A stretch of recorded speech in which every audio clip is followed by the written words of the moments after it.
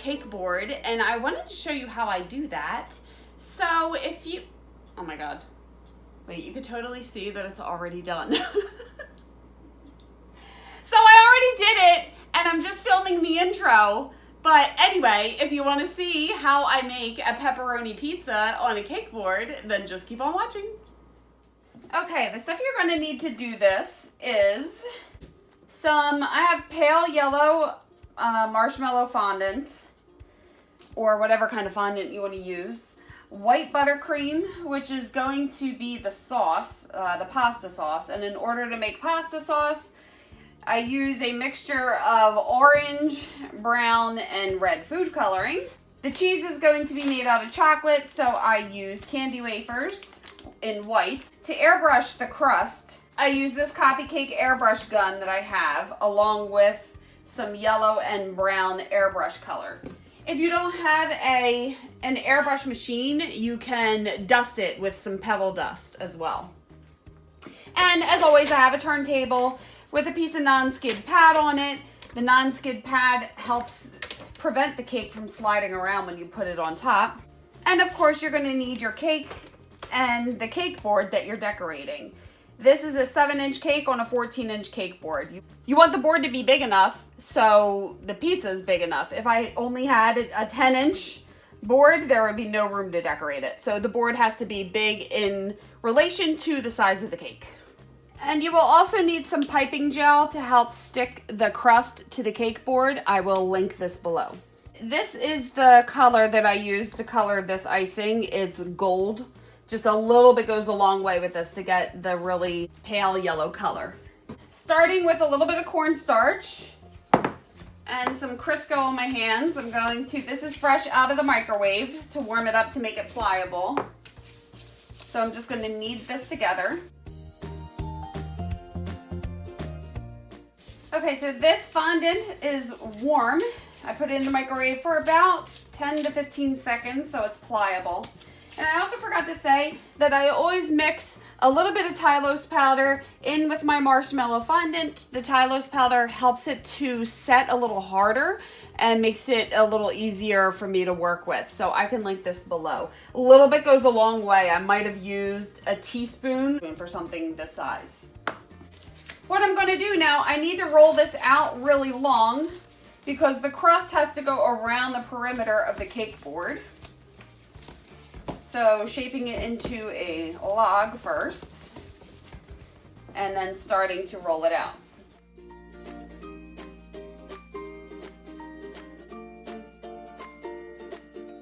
So now that I have that rolled out, I'm going to take my piping gel and a paintbrush and just get some piping gel on the board along the perimeter so the fondant can stick to it.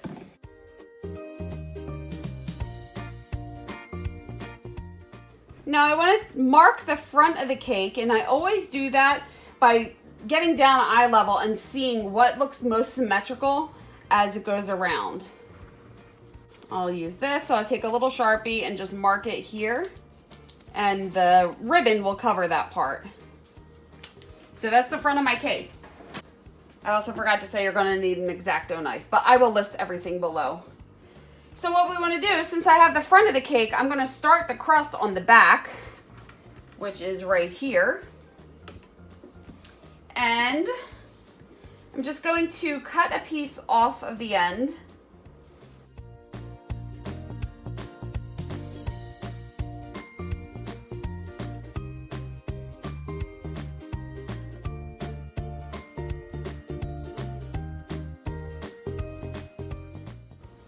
And then cutting off the extra piece at the end. So now, since this is pizza crust, and pizza crust is never perfectly round, sometimes it looks like it has some finger marks in it. Right now I'm just flattening this down a little bit, pushing it down against the cake board.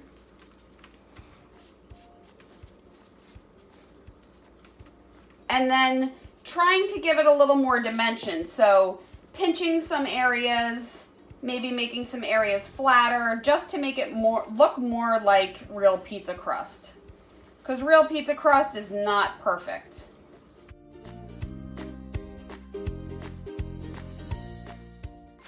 So now to protect this cake from the airbrush coloring, I have a piece of wax paper I'm just going to wrap around.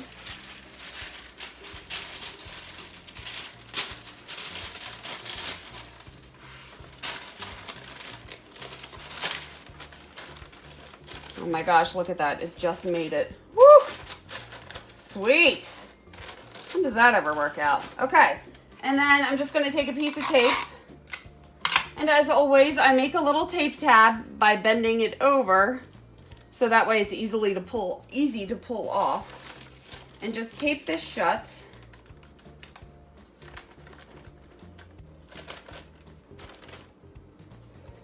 Now we move on to airbrush.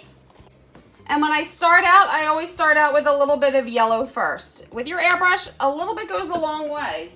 And I always use gloves when I airbrush because this stuff stains your fingers really bad. So just filling the cup almost full.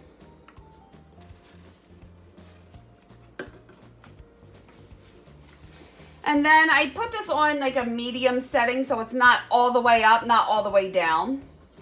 Turning it on and just lightly spraying the crust. I don't want to cover the whole thing with yellow. You have to kind of eyeball it. The yellow underneath the brown is going to give it a little more dimension. So I just rinsed out the yellow, ran some hot water through it while the machine was on. And then taking some brown and repeating the process.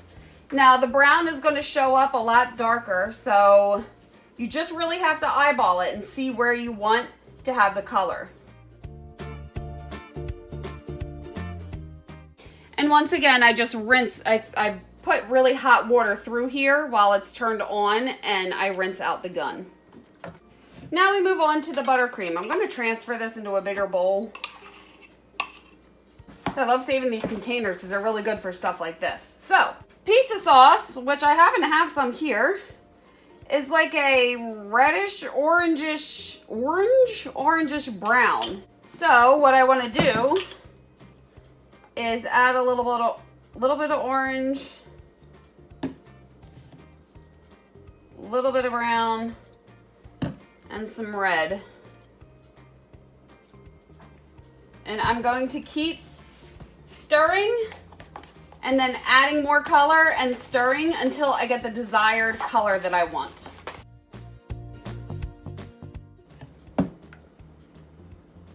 Just using this for reference.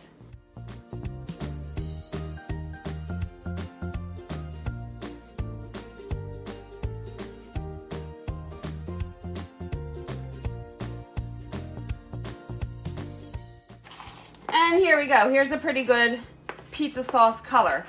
I forgot to mention that this is just my American buttercream recipe. I do have a video of me making this buttercream. It is a crusting buttercream. I can link that below. So now I can take off my little tape tabs and we can start to add the buttercream to the cake board. So I just have a spatula here. Gonna start in the back of the cake where this seam is and lightly add the buttercream to the cake board. Now, I want to make sure that it doesn't go too far up onto the cake here or too far up on the crust. So I'm just being really careful as I push this down and spread it so it covers all of the cake board.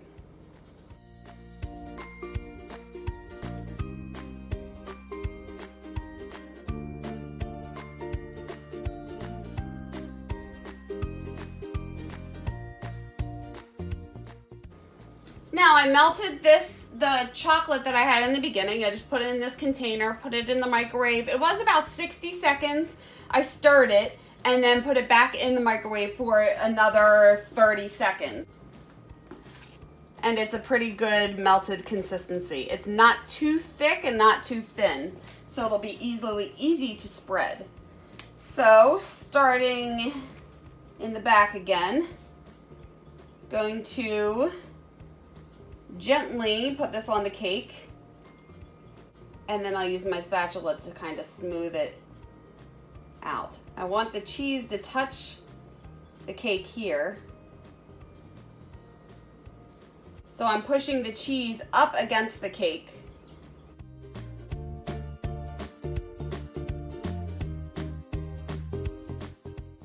And just repeating the process, going the whole way around. Got a little chocolate there, just wipe it off. The X-Acto before it dries.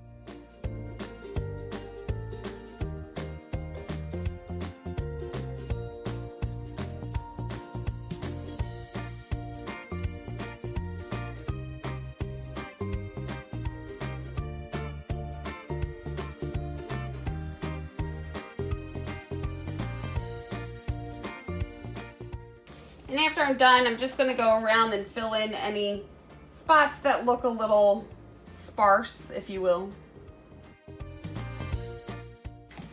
And I want to take my spatula and kind of make a little bit of texture in here.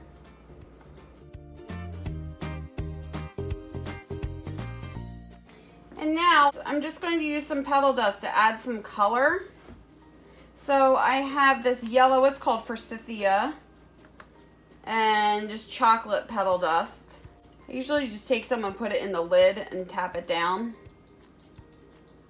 And then I can start to add a little bit of color. Making sure that the chocolate has set before you do this.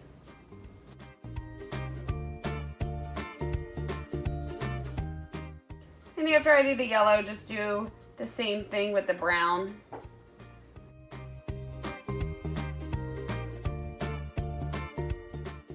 And I'm also going to add a little orange as well. Well, it's not orange, this is called terracotta.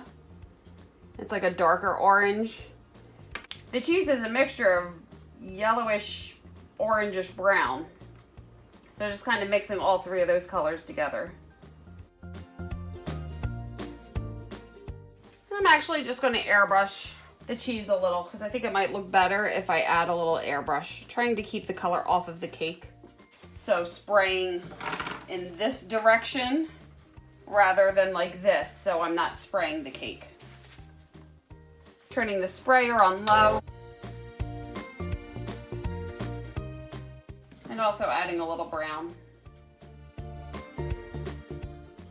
And I just recorded this whole me making pepperoni and putting it on here. My camera did not record it, but what I did was roll out some red fondant that was mixed with brown and also mixed with a little bit of Tylose powder. I rolled it out really thin and cut circles out with this Circle Atico cutter. And then I used some brown petal dust and just tapped on some petal dust on each piece of pepperoni to give it a little color variation so it didn't just look like red circles on there. And then to put them on the cake, I took some circles and I used a big circle cutter and I just cut the circle like this so it would be flush against the side of the cake. And I put a little bit of buttercream on the back of each piece of pepperoni to help it stick to the pizza. I'm sorry that did not film. Sometimes our technology works against us and not for us, but the pepperoni part was pretty not self-explanatory. The pepperoni is pretty easy to do, as I explained. And there is your pepperoni pizza cake board. So here you go. Here is your pepperoni pizza cake board. I really can't think of anything else to say about this. So if you have any questions, just leave them below and I will get back to you as soon as I can. And if you like this video, please give it a thumbs up and hit the subscribe button if you haven't already. And you can follow me on social media. I'm on Facebook and Instagram, and I have my website. I will link all of that below. So I think that is it. Thank you for watching the video, and I will see you on the next one. Bye.